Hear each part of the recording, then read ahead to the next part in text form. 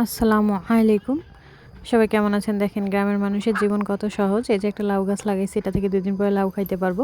এই যে সাইয়া দিল মে আনা রে, লেবু খাইয়া জানা রে। আমার মা প্রচণ্ড পরিমাণে পানখোর, এজন্য সব জায়গায় সুপারি গাছ লাগানো। এই যে পেঁপের গাছ, পেঁপে কিনতে হয় না।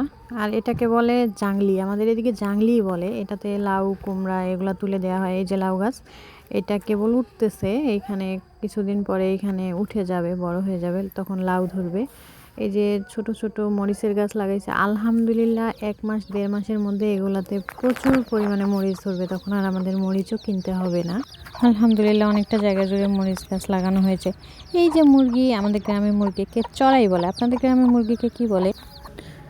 এই যে ২টা বেগুনের গাছ লাগিয়েছি, এখান থেকে আলহামদুলিল্লাহ আমার পুরো পরিবারের সবজি চলে আসবে। এই যে সবার শেষে মিসেস সিমি চুলকানি বেগম, মানে অ্যালার্জি।